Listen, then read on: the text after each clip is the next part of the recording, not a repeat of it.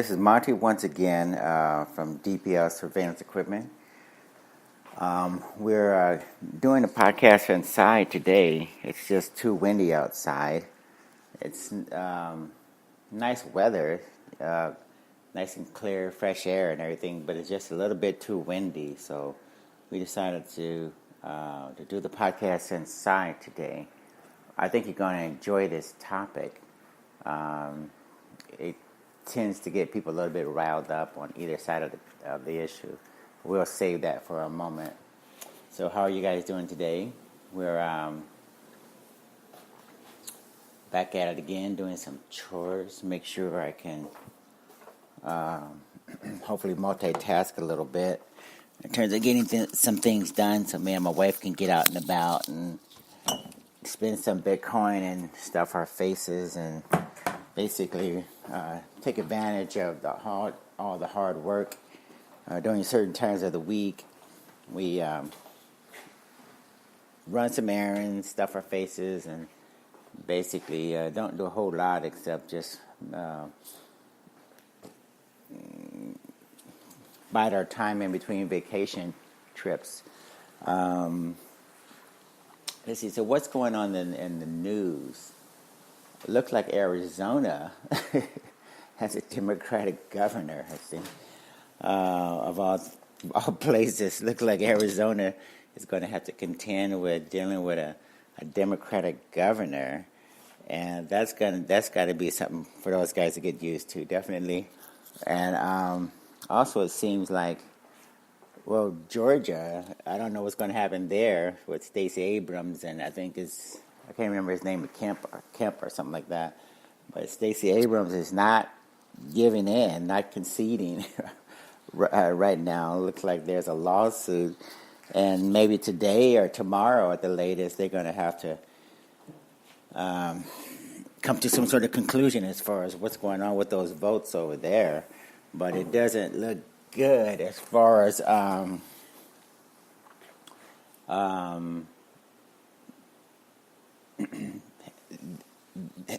having a very clear-cut, situation where you have more than enough votes. So when the votes are this close, there's always controversy, and I think that always leaves a bad taste in people's mouths in terms of why these contests are so close, and then they have controversy on top of that, whereby I think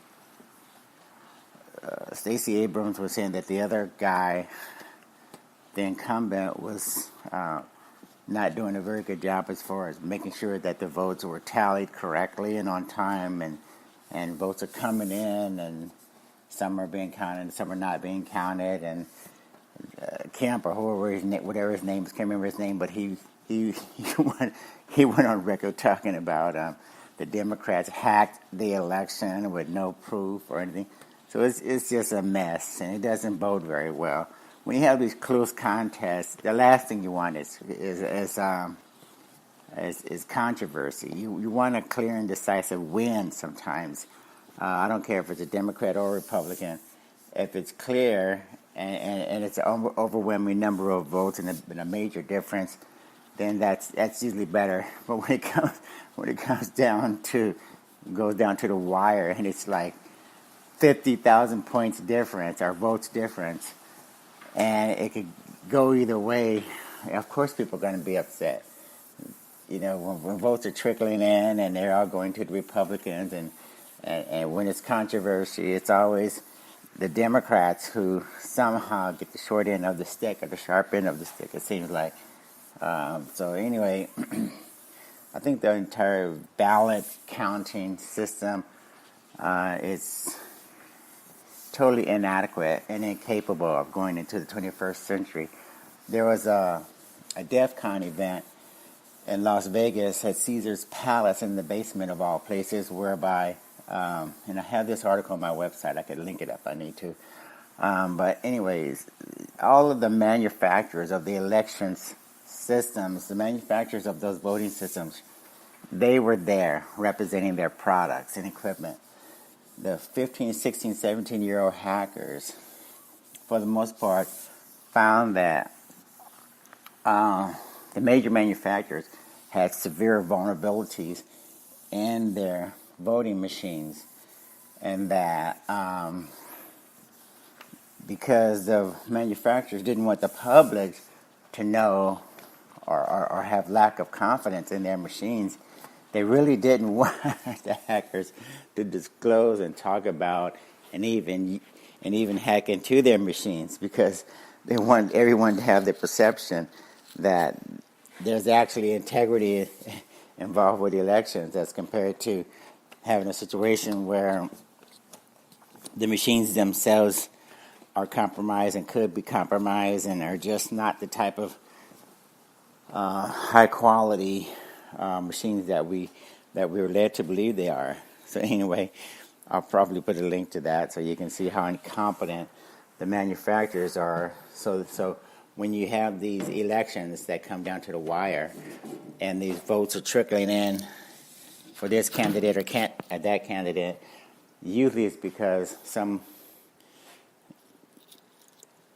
idiot is purposely leaving the door open for us to be using machines that have been compromised from the beginning, and the votes can be swayed in this direction or that direction because there's just not that type of security built into these machines.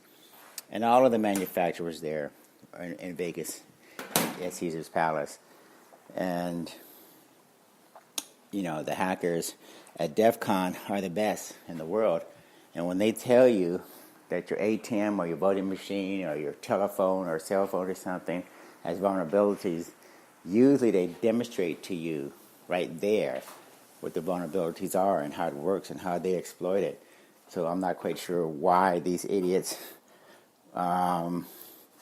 think that you can have an election where everything is fair and equal and done by the book, when actually they know full well that there's a problem. So anyway, looks like also, what was it? Jim Acosta's employer, CNN, is contesting the idea that the White House needs to reinstate the credentials of Jim Acosta, the reporter who actually was just doing his job in terms of interrogating Trump and trying to make sure he got good, clear, and concise answers for the American people. I think it's a First Amendment right, freedom of speech, that reporters and journalists are able to ask tough questions. Going way back, Sam Donaldson, a famous journalist going way back under the Reagan era, it was the same situation. And if you go back even further, you'll find other journalists and reporters. They're not doing anything different than they've ever done before. Some of them just are more persistent. They want answers. They want straight answers. And they want to make sure that the American public finds out as much as possible what these public servants are doing. I don't care if it's the president or the mayor or the janitor. If you're a public servant and you're on the public dole, then that means you're a public servant. And there's a reason why they named it that way, because your job is to do the bidding of the taxpayers, of the citizens. And one of them, as chief executive of the United States, is to answer questions and speak to the American people about what you're doing.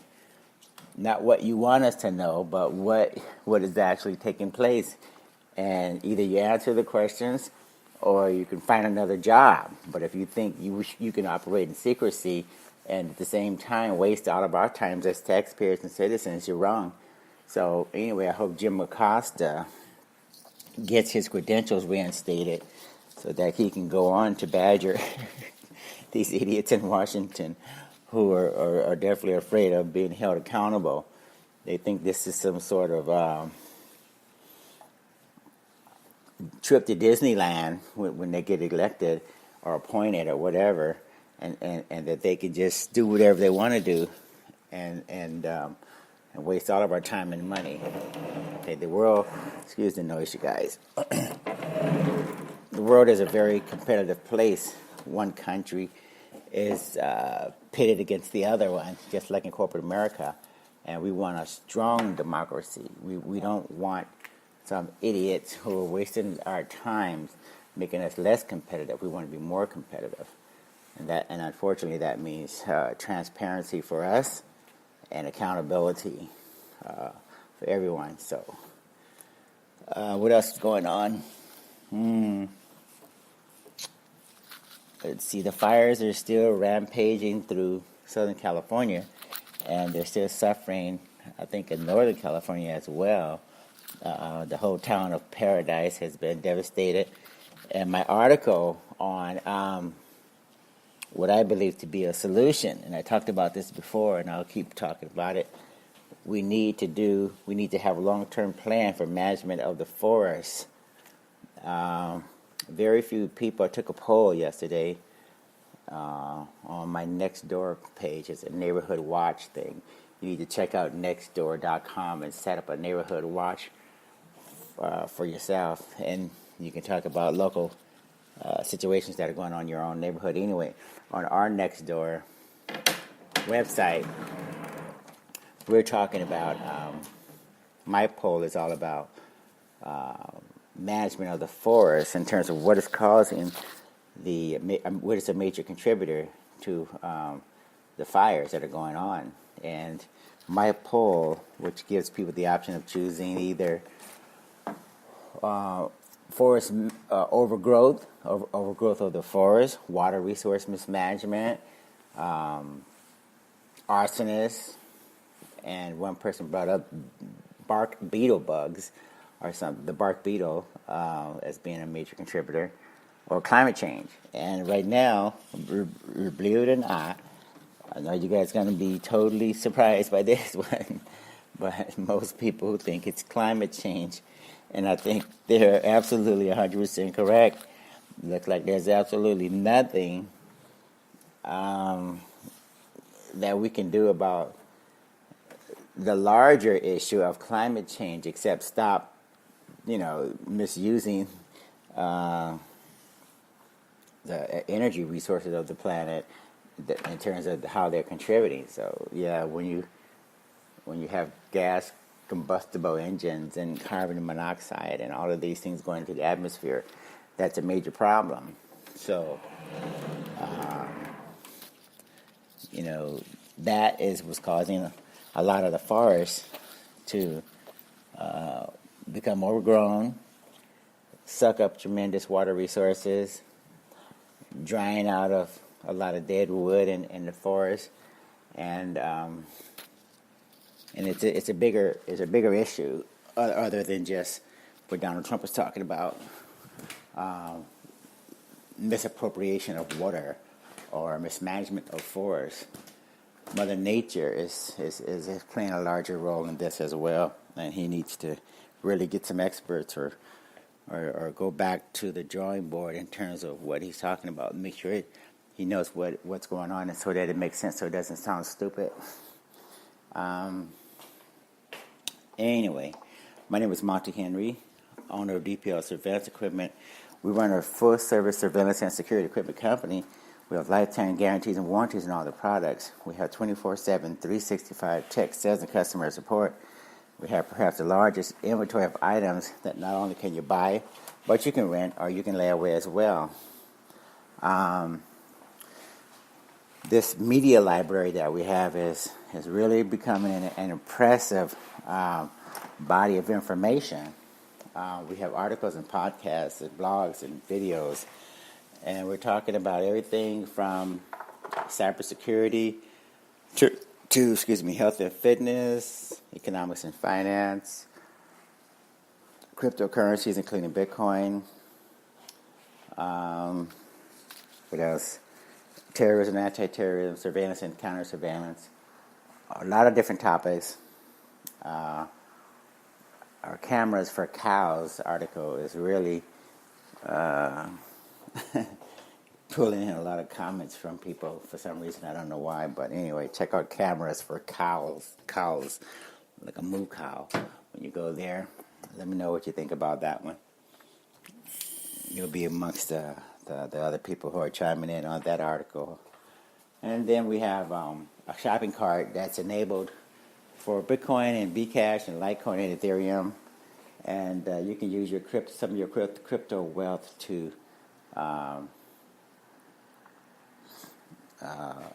shop on that shopping cart, and that way we can poke a finger in the eye of the MasterCards and the Visas and American Expresses of the world. Speaking of such, one headline that's going around a lot of media sites and stuff is Goldman Sachs's role in this 1MDB scandal in Malaysia. You may want to look into that if you think Bitcoin is not legitimate and you think it's going to lead to the downfall of the economy or something. You need to take a look at what Goldman Sachs and some of these other companies are doing with the scandals that they're perpetrating. Goldman Sachs stock was down 7% yesterday, along with a lot of others, but Goldman Sachs particularly was suffering because of their involvement in that scandal, ripping off all of the citizens in Malaysia to the tune of billions of dollars. So I don't think Bitcoin and cryptocurrencies is even in the same ballpark when it comes to the scandals that are perpetrated by some of these Wall Street companies.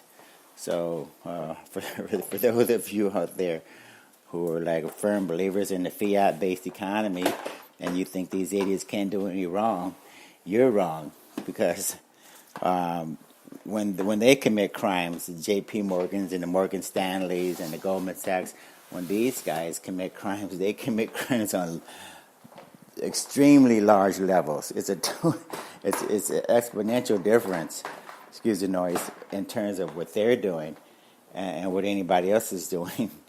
Trust me, you ain't seen crime until you've seen Goldman Sachs and BlackRock and these guys commit it. They are masters at it. But this 1MDB scandal is definitely causing a lot of people to be very nervous in terms of what the implications are for Goldman Sachs and Wall Street in general. These companies, usually when you catch one of them red-handed, they have other people that they also get involved. So who knows how far this is going to go as far as the scandals are concerned. And then, of course, you got the UBS. UBS is still embroiled in the mortgage-related scandal that took place in 2008. That's still unfolding. They want to fight it. The Justice Department is ready to take them on, and who knows what's going to happen.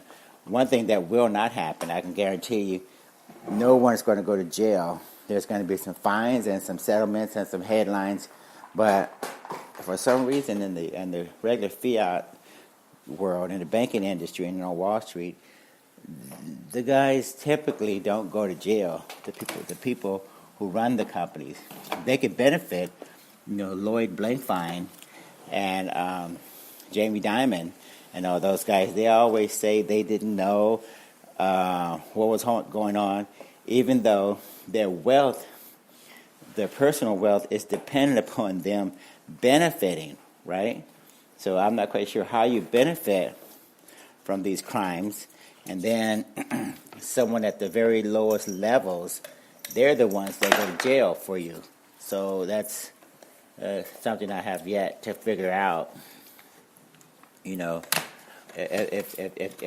the criminals at your company make money, you benefit, but you have nothing to do with being held responsible. Your job is just to make money off of illicit activities for these companies.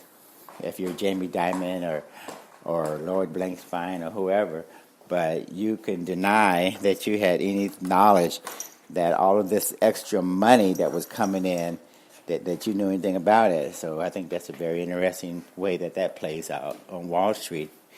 for instance. But anyway, our website is newly redesigned. It looks good and it works great, loads fast. Tons of new products, tons of used products. The used products are our attempt at making state-of-the-art, law enforcement grade products available to you guys in an affordable manner, because a lot of people just don't want to pay the high prices. Well, mainly because the economy is so devastated, or rather the purchasing power of the dollar is so devastated. A lot of people don't even realize why you can't afford some of the same things that you could afford, a number of years ago, right? But when your dollar is devalued because of excessive printing and such, that's what happens. Pretty soon you can't afford certain things, but nobody tells you that they ruined your currency because of excessive quantitative easing or something. But anyway, that's what's going on. So if you want to use your Bitcoin and your cryptocurrencies, then your money can go a lot further. What else is going on? Let's see. Let's get to the article, okay? Again, I'm doing some chores, and I'll try to multitask as much as possible while I'm doing these chores, so there could be a little bit of noise, but let's see how far we can get and what we can get away with before I have to just concentrate on one or the other versus both. Today's article, I'll give you a teaser while I locate it. Today's article has to do with policing and how effective are policemen when it comes to them doing their jobs. And a lot of people just don't really understand the concept of having policing conducted like any other service that you purchase. In other words, when you have competition in most areas, for instance, I don't care if it's delivering packages or plumbing or law or legal work or something, usually the more competition, the better. That gets people up in the morning. That makes people want to do the best job they can possibly do.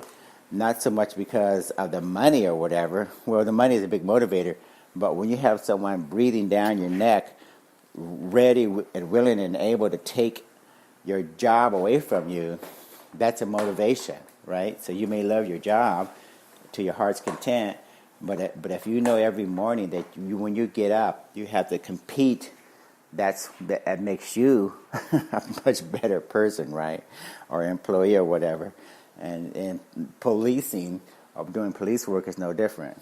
Let's see how this all makes sense in this article. The name of the article: Before Leaving, Sessions Limited Agreements to Fix Police Agencies. Again, before leaving, Sessions limited agreements to fix police agencies. Former Attorney General had long argued that far-reaching consent decrees hurt police morale, led to more crime, and represented a bad use of federal power. Okay, just so you guys will know, Jeff Sessions has been fired from the Trump administration. He's no longer serving as Attorney General, but he was doing his best to make sure that the police officers were held less accountable as compared to more accountable. And he put something in place which basically reverses what Obama and Clinton and some of the other guys were trying to do. And let's get into the details of that. In his final hours as Attorney General, Jeff Sessions signed a directive limiting prosecutors' ability to rein in police practices they believe violate civil rights laws, a shift he pursued for years. Mr. Sessions had long argued that reaching the broad agreements known as consent decrees with police departments, a hallmark of the Obama administration, hurt police morale and led to increases in crime and was an inappropriate use of federal power. He had signaled he would back away from the use of the decrees since shortly after taking office, and the memo he signed Wednesday, perhaps Mr. Sessions' final act in government, makes such agreements much more difficult to enact. The move was a blow to civil rights groups with whom Mr. Sessions often feuded. Many civil rights advocates see the court-approved consent decrees as an important tool in fighting police abuses in places such as Ferguson, Missouri, and Baltimore, where high-profile, racially charged encounters between residents and officers drew attention to patterns of misconduct. Such agreements have been used to force departments to overhaul training on the use of deadly force and to change practices regarding treatment of minorities. The Obama administration opened far-ranging federal investigations of police departments in 24 cities, including Baltimore, Cleveland, Seattle, Chicago, and at least 14 of which ended in consent decrees. Again, see, a lot of these police departments, they're not really that adamant about being held accountable or responsible, mainly because you don't have a lot of competition. When you run a police department in a city, in a certain part of the city, you have a monopoly on policing, writing tickets, and determining who goes to jail, who gets a ticket, and how much time they serve, and all these things as part of your job and for being a police officer. And believe it or not, as one of my articles points out, at least one of them, as a police officer, when a minority or a Caucasian or an old person or a wealthy person or whoever gets it, when they first get confronted by a police officer, and the police officer is trying to figure out how to apply the law, he has a very broad discretion in terms of what laws to apply, how they're going to apply, how severe or not severe they're going to be applied to you. That's like going into a grocery store, and depending upon who's in the checkout line, even though the groceries can be identical, the price could range, from $50 to $500 for the same items, depending upon who's buying them. That is the most ridiculous, stupid methodology when it comes to trying to figure out how to apply the law. The laws really should be written so that if you get a parking ticket, or I get a drunk driving ticket, or DUI, whatever it is, it needs to be applied consistently, not based upon whether or not my father is a millionaire or a billionaire, whether or not I know you personally as a cop, whether or not I'm illegal or whatever. The law should be applied in a straightforward, clear and concise manner where it's predictable and we all know the outcomes at the outset, as compared to, do you have access to a public defender or a private lawyer or a wealthy lawyer or not? So it's a whole lot of work that needs to be done. And just so you guys will know also, the lack of competition plays itself out very thoroughly when it comes to the reporting of crime. The actual systems, the back-end systems that are compiling the reports generated by the police departments, they are the most mishmash, hash, stuck together with duct tape type of systems you could imagine. They don't report crimes in a manner that consistently gives the FBI and the Department of Justice and the other agencies clear and concise information in terms of crime data. Some of these systems that the police departments use, a lot of them are incompatible, and things have to be done manually, or sometimes reports are actually submitted, sometimes they're not. If one police officer is in my jurisdiction, or I'm in your jurisdiction, and I'm arresting someone in your jurisdiction, you may think that I'm going to report it, and I may think that you're going to report it, and nobody reports it. So your child could get killed in one jurisdiction, and it may or may not even go into the crime statistics. And believe it or not, when the federal, when the FBI starts doling out money to various the police departments, it's based upon that crime data being reported accurately. If it's not reported accurately, now the federal funding that these guys get may or may not even fit appropriately with the type of criminal activity or lack thereof that's actually going on in your area. So the whole system needs to be overhauled. And again, we need to start with a system that's where you have competition, where if we can have innovation and technology and people who are actually incentivized to make it better, because we don't even know what we're missing out on right now. We just have a bunch of people who basically get up in the morning knowing they got a job, knowing they got a paycheck, and even though it's a hazardous job, we still want people to be motivated to be competitive, just like Intel. I think the CEO of Intel put it pretty clear and concisely a long time ago. It could have been Andy Grove, or it could have been Moore. They said, we wake up every day and we're paranoid and we're scared to death about the competition. So I can't see why police officers or any other crime-fighting person on the public dole should be any different. You should always look over your shoulder and worry about the next guy could do a job better than you, do your job better than you, and thus replace you. That's what happens at your job when you go to work every day, you guys, and that's where it should be for police officers. It shouldn't be any different. Moving right along.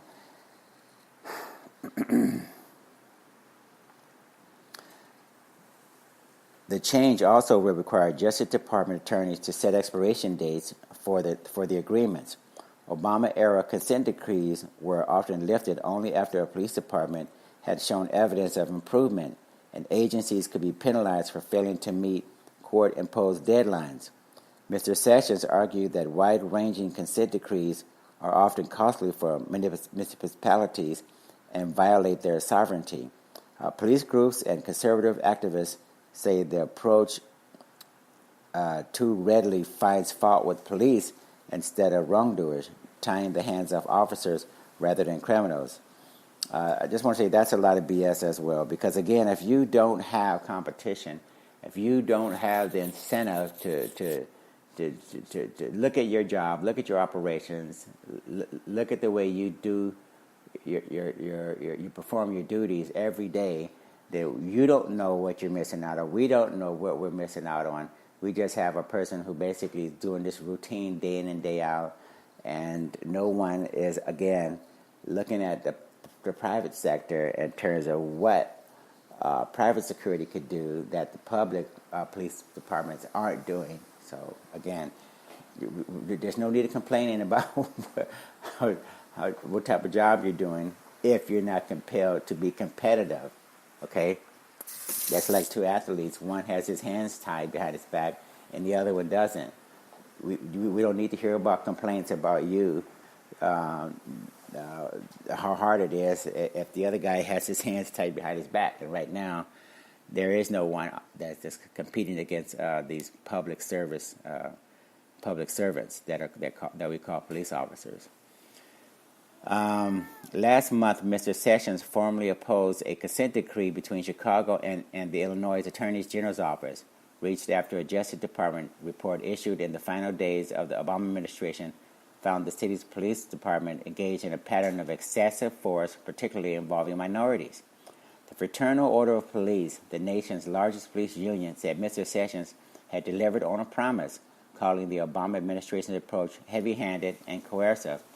Well, of course, the Fraternal Order of Police, basically a body of police officers, retired police officers, is going to want less accountability, less transparency, okay? Anybody who's who's basically doing their job, making money, and wants less oversight if they can get it, less accountability, less transparency. Of course, that's what they're going to say. And if you're a police officer, you know full well you can commit murder, which a lot of them do, and the police union is obligated to protect you. But unfortunately, when the cities and the police departments get fined $10, $20, $30 million because of a wrongful arrest or something that goes bad, guess what? The money doesn't come out of the police departments or the police officers' pockets. It comes out of the taxpayers' pockets. So I'm not quite sure whether or not we need to take take this seriously in terms of what these idiots are saying at the Fraternal Order of Police. Just doesn't make sense. The memo would ensure that consent decrees will not be lengthy, open-ended arrangements with burdensome requirements or long-term negative economic impacts, the group said. The new memo also applies to agreements between the Justice Department and other state and local government entities, such as schools, public housing, and public housing authorities, and jails. This really makes it much less likely that consent decrees will be effective, said Christy Lopez, a former Justice Department lawyer who worked on police abuse investigations during the Clinton and Obama administrations. Mr. Sessions shifted the department's focus during his tenure, emphasizing programs to fight gang and gun crime and make it easier for police to obtain military-grade equipment while putting fewer resources into Obama-era programs meant to overhaul police activities. If you can get access to military-grade equipment, now all of a sudden your local friendly police department looks like an army of people who are basically capable of using excessive force in any and every situation. You could be pulled over for a parking ticket or whatever, or moving violation or something, and this guy, if you're not careful, you have police officers armed with assault rifles and machine guns, and there'll be tanks coming, and who knows what could happen when you put the emphasis on just giving your normal local police officers the type of equipment that typically you would see in a time of war. As far as I'm concerned, the reason why we have soldiers on the battlefield fighting in foreign countries is because they need it for those situations. But I'm not quite sure police departments need to have anything to do with that type of equipment. That's not their jobs. Their job is hopefully to focus on criminal activity that civilians commit, as compared to having a need to have bazookas and machine guns and anti-missile whatever equipment. It just doesn't make sense. Moving right along. Police leaders became some of his most loyal fans, and he spent his last day on the job speaking to law enforcement groups. This was such a central part of his ethos, Ms. Lopez said. So that's about it for that article. Again, I'm going to link all of my articles talking about how incompetent these police departments are as far as using innovation, using technology, using accurate reporting, using timely reporting between not only police departments, but the Justice Department, the Centers for Disease Control, the FBI. All of these agencies are supposed to be interlinked, and we're supposed to get reports on crime data statistics sent back and forth easily and quickly and reliably, so we can determine when you set up a business, when you want to move into a neighborhood, when you want to have your kids go to a certain school in a certain area, you want accurate and timely crime data, for instance, to make good decisions. Right now, it's not happening. Again, the back-end operating systems from each police department varies greatly, okay? And they keep it that way so they can say, oh, yeah, our systems are inadequate, so that's why we didn't report the 15 murders that we had in this department as compared to the other guy who has a little bit better equipment. But anyway, there's so many issues going on with the local police departments. It's not even funny. It's a time to do away with the monopoly. Just like with the post office, just like with the police departments, all of them are something left over from some bygone era, and we need to move all of these entities into the 21st century. So we as taxpayers and citizens, we can find out what we've been missing all of these years in terms of having innovation and such. So anyway, as I like to say at the conclusion of every podcast, keep your eyes and ears open and stay safe out there, and we will talk to you guys later. Have a good day. Thank you. Bye.